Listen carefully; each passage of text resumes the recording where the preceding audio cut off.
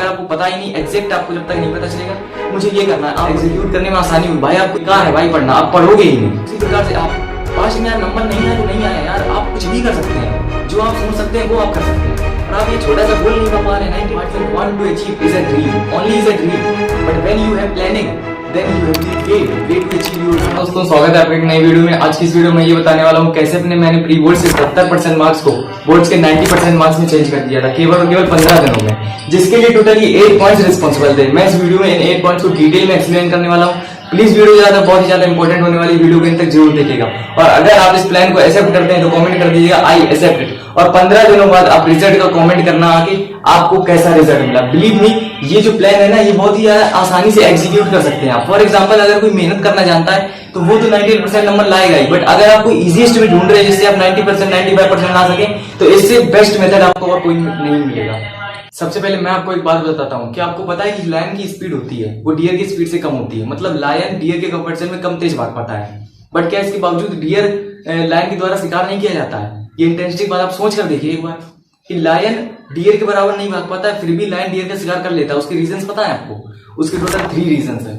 सबसे पहला रीजन ये है कि डियर के पास कोई क्लियरिटी नहीं होती भाई, उसे ये पता ही नहीं भाई। अगर ऐसा उसे पता चल जाए कि मुझे इस जगह तक पहुंचना है तो मैं सेफ हो जाऊंगा, तो भाई वो पहुंच जाएगा, लायन उसको नहीं पकड़ पाएगा। बट उसके पास कोई क्लियरिटी नहीं होती उसे कहां जाना है। लायन को पता होता है, उसे अपना गोल साफ पता होता है। ओके, सबसे पहला रीजन ये हो गया। दूसरा रीजन ये हो गया कि जो डियर होता है वो अपने पास्ट एक्सपीरियंस से अपने आप को जज कर लेता है। पास्ट में उसने बहुत लोगों को देखा, बहुत शेरों को डियर का शिकार करते हुए देखा है, तो वो अपने पास्ट के एक्सपीरियंस से अपने आप को जज कर लेता है। वो सोचता है कि मैं तो अब गया। बट क्या ये रियलिटी है? ये रियलिटी नहीं है, वो तेज भाग सकता है। तीसरी जो बात है वो ये है कि उसे अपना वे ही नहीं पता होता भाई, उसकी कोई प्लानिंग नहीं होती है। डियर की कोई प्लानिंग होती है वो तो मस्त खा रहा होता है, लायन की फुल प्लानिंग होती है। लायन के पास प्लानिंग होती है मेरे भाई। लायन एक ऐसा एनिमल है जो बहुत अच्छी प्लानिंग करता है, प्लानिंग के कारण ही वो अपने शिकार तक पहुंच पाता है। प्लानिंग। ओके, ये 3 रीजंस थे। किस तरीके से यहाँ पर काम आएंगे वो भी देख लीजिएगा। सबसे जो पहली बात आती है 15 डेज चैलेंज, जो आपको फॉलो करना है। सबसे पहली बात राइट होल सिलेबस। अभी इस वीडियो को देखने के बाद ही आपको अपना पूरा सिलेबस लिख लेना है, पूरा सिलेबस लिख लेना है। इसका मतलब क्या भाई? ठीक है, जब आप सिलेबस लिखेंगे ना तो कोई भी चीज एग्जीक्यूट, मतलब अगर आपसे कुछ चीजें मैं बता रहा हूं तो उसको एग्जीक्यूट करने में आसानी होगी भाई। आपको ये क्लियरिटी मिलेगी ना, क्लियरिटी बहुत इंपॉर्टेंट होती है जीवन में। अगर आपको पता ही नहीं एग्जैक्ट, आपको जब तक नहीं पता चलेगा मुझे ये करना है, आप वो नहीं कर पाएंगे। आपने खुद अपने जीवन में पास्ट में ये चीज देखी होगी। क्लियरिटी बहुत इंपॉर्टेंट होती है। अपने सिलेबस को आज ही पूरा लिखिए यार, पूरा डिफाइन करिए, सामने चिपका दीजिए ये सिलेबस है।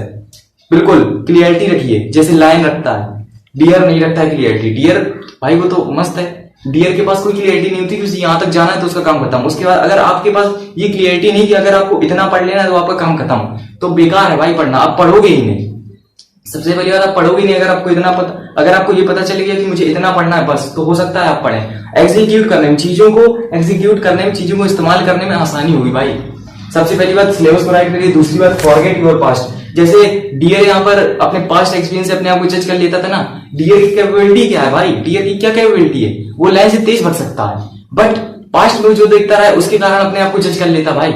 उसी प्रकार से आप पास्ट में यार नंबर नहीं आया तो नहीं आया यार, आप कुछ भी कर सकते हैं, जो आप सोच सकते हैं वो आप कर सकते हैं। और आप ये छोटा सा गोल नहीं पा रहे हैं 98% 99%, भाई अभी आपको बहुत कुछ करना है यार। छोटा सा गोल है ये, तो एकदम नॉर्मल समझिए यार आपकी क्या कैपेबिलिटी है, और ये छोटा सा गोल नॉर्मल है भाई। थोड़ा सा फोकस करने की जरूरत, थोड़ा सा बिल्कुल। तो अपने पास्ट से अपने आप को जज ना करिए। पास्ट में आपके कभी भी नंबर अच्छे नहीं आए, कोई दिक्कत नहीं, उसको भूल जाइए। आप बेसिक से तैयारी कीजिए यार। अगर आपको बेसिक थोड़ा बेकार है तो थोड़ा सा बेसिक की तैयारी कीजिए, थोड़ा सा टाइम और लगेगा।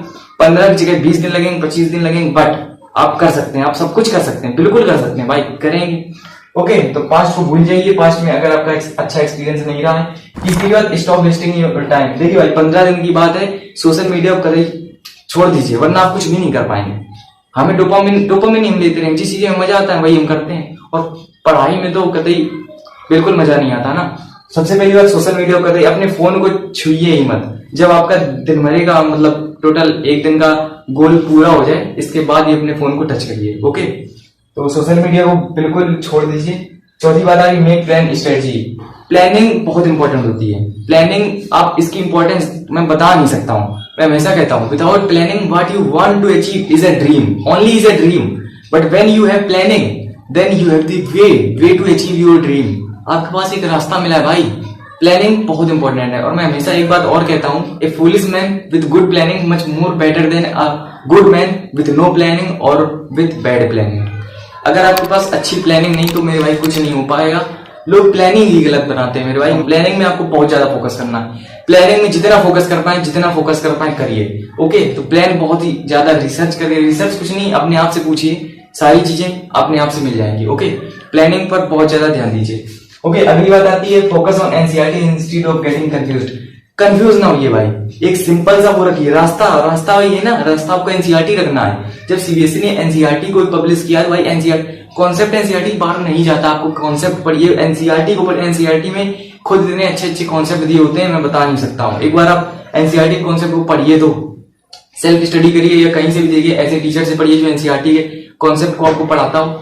एनसीईआरटी कॉन्सेप्ट आप बिल्कुल, हाँ, क्वेश्चन प्रैक्टिस के लिए आप बाकी क्वेश्चन का यूज कर सकते हैं। क्वेश्चन प्रैक्टिस के लिए आप बाहर से क्वेश्चन का यूज कर सकते हैं, उसमें कोई बुराई भी नहीं है, अच्छी बात है। आपका दिमाग खुलेगा, आपकी थॉट्स पावर बढ़ेगी। ओके, तो एनसीईआरटी फॉलो करिए, ज्यादा इधर उधर ना भटकिए, बिल्कुल भी ना भटकिए। मैं बता रहा हूँ, एनसीईआरटी केवल फॉलो करिए। Start with difficult chapter first. For example, आप किसी दिन की शुरुआत कर रहे हैं, तो अगर जो भी चैप्टर नहीं, मतलब हम जो कठिन चैप्टर लगते हैं उनको हम टाल देते हैं कि ये बाद में करेंगे, पहले ये कर लें।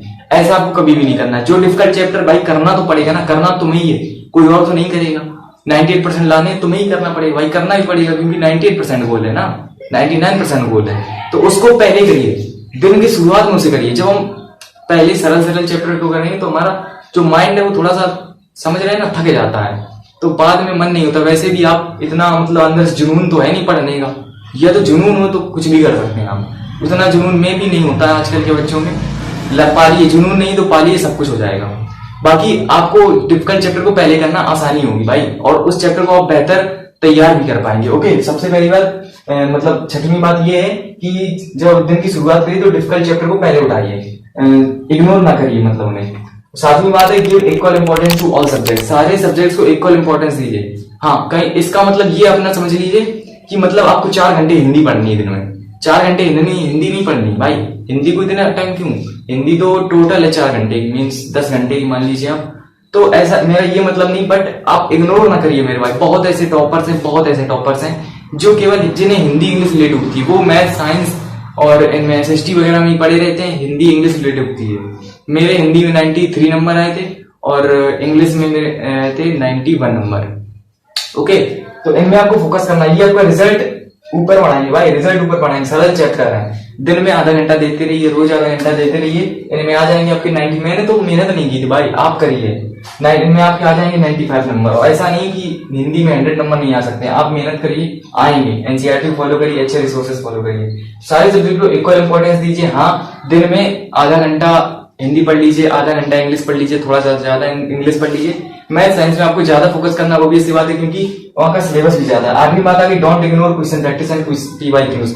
आप फॉर एग्जांपल क्लास 10 में, तो क्लास 10 में होता क्या है ना कि हम चीजों को याद तो कर लेते हैं बट उन्हें एग्जीक्यूट नहीं कर पाते, मतलब क्वेश्चन फ्रेम नहीं कर पाते यार। करते भी हैं तो फुल मार्क्स ही नहीं मिलते हैं। इसके ऊपर मैंने एक वीडियो बना रखा है जिसका लिंक डिस्क्रिप्शन में आपको मिल जाएगा। उसका टाइटल है कि हाउ टू टॉपर्स आंसर कैसे लिखते हैं। भाई बहुत बढ़िया वीडियो, बिलीव मी, आप आंसर बहुत बढ़िया लिखना सीख जाएंगे। ओके, तो मन में अगर आपको जरूरत हो तो बिल्कुल देखिए, बहुत बढ़िया वीडियो है। और पीवाईक्यू को इग्नोर ना करिए भाई, प्रीवियस ईयर क्वेश्चंस कभी इग्नोर मत करना। मैं अपने एक्सपीरियंस की बेस पर कह सकता हूँ, उन्हें इग्नोर मत करिए। मैं पढ़ के जाता था भाई क्वेश्चन, पीवाईक्यूज को मेरे पास टाइम तो था नहीं, पीवाईक्यूज को जल्दी जल्दी पढ़ता था और भाई क्वेश्चन एक तो क्वेश्चंस भाई वहां पे आ जाते थे। फिर मुझे ध्यान आता था काश मैं वहां पर थोड़ा फोकस के साथ पढ़ लेता, बट टाइम नहीं था तो कोई बात नहीं। बट पीवाईक्यूज को इग्नोर मत करिए, उनसे प्रैक्टिस भी होगी, प्लस वो क्वेश्चन भी डायरेक्ट आ सकता है। और क्वेश्चन प्रैक्टिस करने की कोशिश करिए क्योंकि काफी ये इंपॉर्टेंट चीज होती है। कई क्वेश्चंस नहीं भी आते हैं फिर भी उन्हें आप इस तरीके से लिखिए ताकि उनमें आप कुछ नंबर ले सकें, ये स्किल सीखिए। तो यही सारे 8 अपने पॉइंट्स थे। उम्मीद करते हैं आपको पसंद आ गए होंगे। अगर आप पसंद ना आए इन्हें 15 डेज तक फॉलो करिए, इसके बाद रिजल्ट कमेंट करिए आगे। उम्मीद करते हैं आपको समझ में सब कुछ आ गया होगा। किसी और वीडियो से तो कमेंट कर दीजिए। हम मिलते हैं आपसे एक और वीडियो, तब तक के लिए धन्यवाद।